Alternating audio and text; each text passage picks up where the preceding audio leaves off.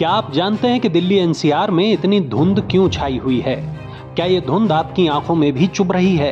आपको भी खांसी हो रही है? आपको भी एलर्जी जैसा महसूस हो रहा है? लेकिन अभी तो दिवाली में भी कई दिन बचे हुए हैं, फिर इतना स्मॉग क्यों छाया है? क्या ये पराली जलाने की वजह से हो रहा है? इस वीडियो में हम ऐसे ही तमाम सवालों के जवाब जानने की कोशिश करेंगे। डाउन टू अर्थ की एक रिपोर्ट बताती है कि दिल्ली के अस्पतालों में बीमार बच्चों की लाइनें लगी हुई हैं। जब से दिल्ली में स्मॉग की दिक्कत बढ़ी है, तभी से बच्चों में सांस की बीमारी बढ़ रही है। जिन इलाकों में धूल की परेशानी ज्यादा है, वहां बच्चे ज्यादा बीमार हो रहे हैं। रिपोर्ट में डॉक्टरों के हवाले से कहा गया है कि बच्चों में हो रही सांस की दिक्कत के लिए वायु प्रदूषण जिम्मेदार है। केंद्रीय प्रदूषण नियंत्रण बोर्ड के मुताबिक लंबे वक्त वायु प्रदूषण के प्रभाव में रहने से बच्चों को सांस संबंधी बीमारियां हो सकती हैं। केंद्रीय प्रदूषण नियंत्रण बोर्ड के मुताबिक हवा में कई तरह की चीजें होती हैं।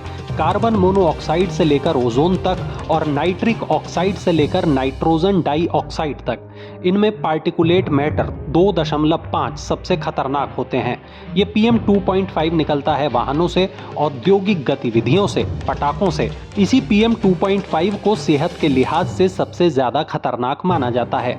सांस और दिल की बीमारी इस PM 2.5 की वजह से हो सकती है। हवा में अगर इसकी मौजूदगी अधिक होती है तो लोगों को कई तरह की परेशानियां हो सकती हैं। एम्स के एक्सपर्ट भी यही मानते हैं कि ऐसे मौसम में थोड़े वक्त के लिए रहने से भी तमाम परेशानियां हो सकती हैं। ऐसे लोग जिनको दिल की बीमारी है, ऐसे लोग जिनका ब्लड प्रेशर हाई रहता है, ऐसे लोग जिनको शुगर की बीमारी है, ऐसे तमाम लोगों को इस तरह के मौसम में परेशानियां हो सकती हैं। गौरतलब है कि दिल्ली एनसीआर में अक्टूबर नवंबर आते ही आसमान में धुंध छाने लगती है। रिपोर्ट बताती है कि 19 शहरों में प्रदूषण का स्तर बहुत अधिक है और 44 शहरों में भी प्रदूषण का स्तर दम घोटू है। रिपोर्ट्स बताती हैं कि मरीजों, बुजुर्गों और बच्चों के लिए दिल्ली की हवा बिल्कुल ठीक नहीं है। लोगों की सांस फूल रही है, गले में संक्रमण हो रहा है और जुकाम व सूखी खांसी भी हो रही है। हाल ये है कि स्कूलों को बंद करना पड़ रहा है।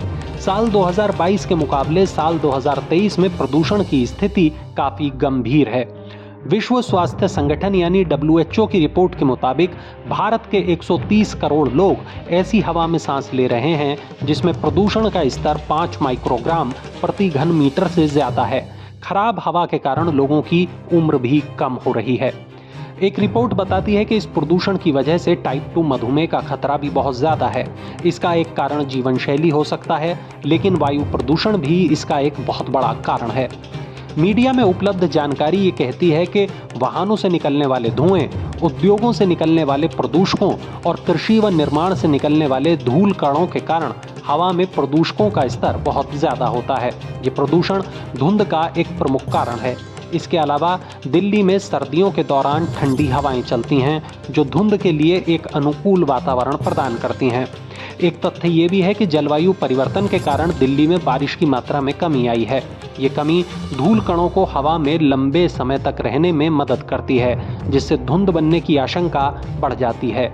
कई रिपोर्ट्स में इसकी वजह पटाखे और पराली को बताया गया है, लेकिन पटाखों और पराली से ज्यादा खतरनाक लाखों की तादाद में वो वाहन हैं जो दिल्ली की सड़कों पर दौड़ रहे हैं। हालांकि सरकार इसके लिए ऑड इवन फार्मूले से लेकर सार्वजनिक वाहनों पर निर्भरता के लिए लोगों को प्रेरित कर रही है।